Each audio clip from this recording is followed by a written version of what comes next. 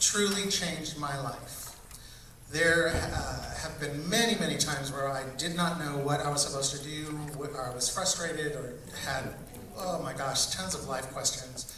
I knew that all I had to do was send an email, a text, or make a phone call, and she would drop everything that she was doing to talk to me.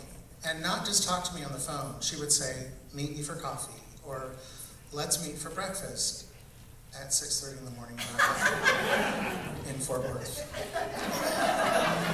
And I can't tell you, if she's changed my life this much, imagine all the children's lives she's changed in her life. So to give this wonderful award to this amazing lady, please welcome Linda Lee.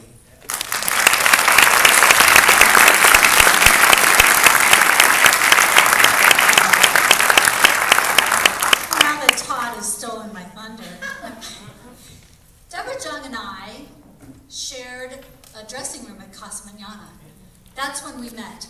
That was 1970.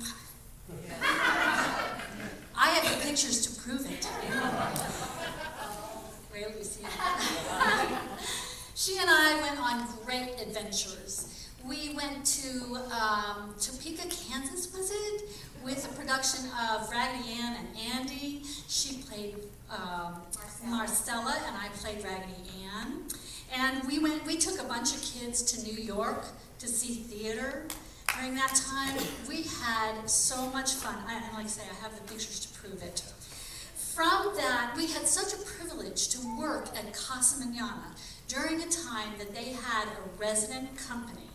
And that resident company, we got to do everything. We taught, we acted, we built sets. Not so much that. We built costumes, I wrote songs, Deborah directed. We had an opportunity to do everything, and that became the basis for what we were able to do later in life. We got such wonderful training, and that's where we learned the love of working with kids. And her credits are in the program. You can read them. You can see what years she went. She was at Casa and then Shakespeare in the Park. She did a brief time at Cats when I was out at Cats. And then she founded Kids Who Care. And in those early years, those skills were really put into practice as she implemented a vision. Not a vision, a vision, a big vision, as big as the Texas sky.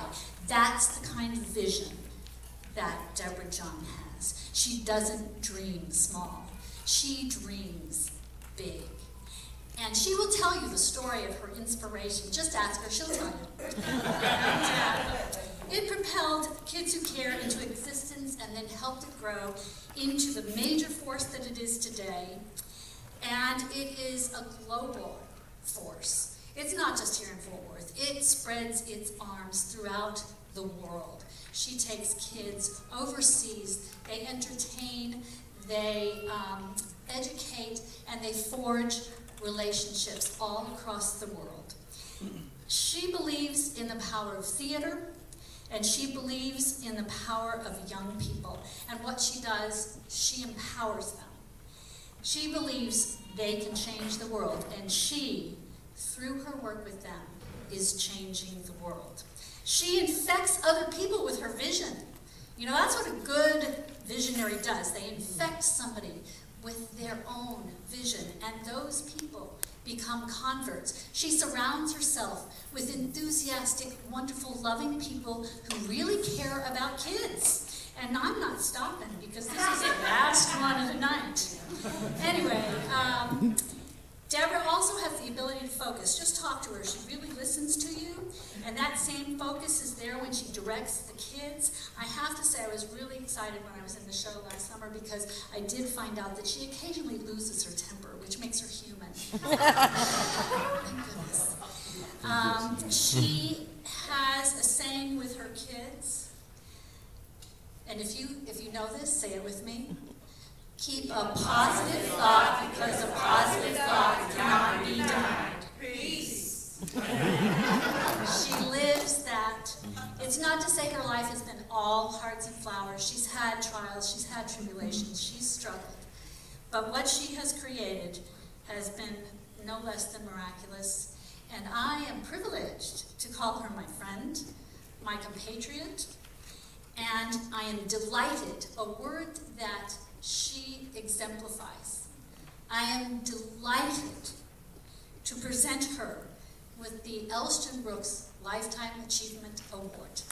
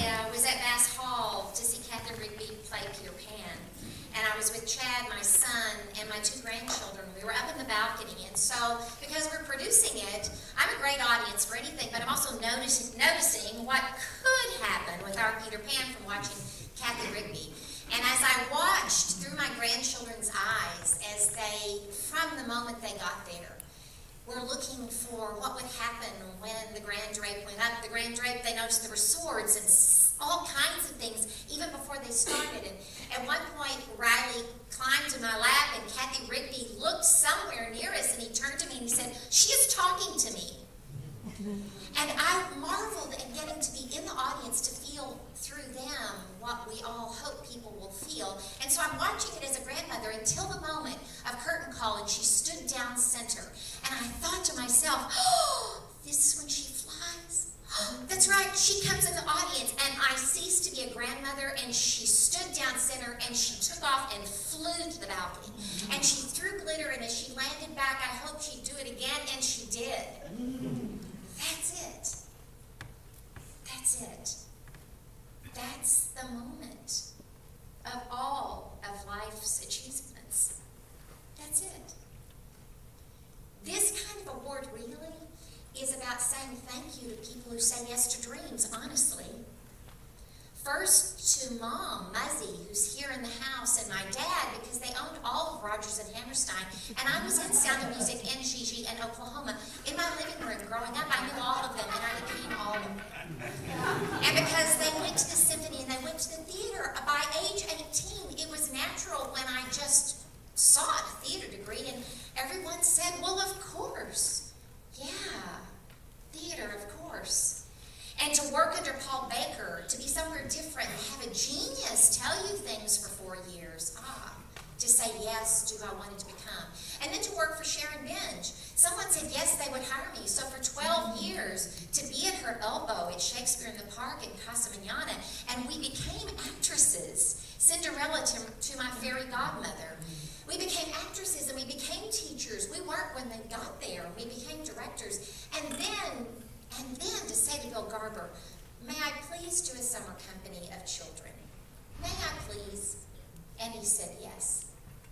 And so from that time, this lifetime achievement is really just about people continuing to say yes. Philanthropists who say yes. Parents who say yes. Children who say yes. Designers who say yes, I'll come. BJ who says yes, I'll sit on the front row. It's all about yes. It's all about yes.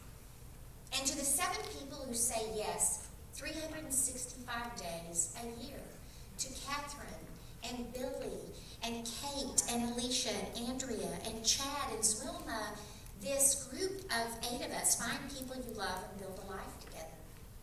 The last thing I'll tell you is this.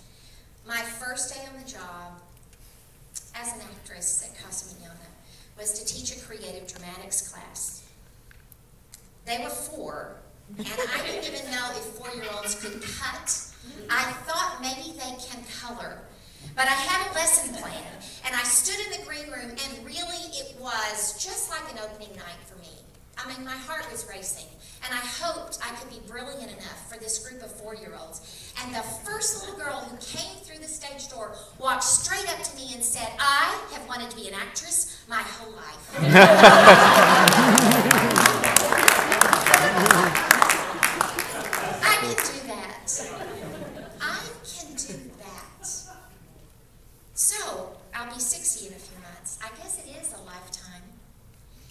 But it's 25 more years, I hope to God, I hope to dream and listen to yes, and actually to anticipate it, to know for dreams people do say yes. I'm honored.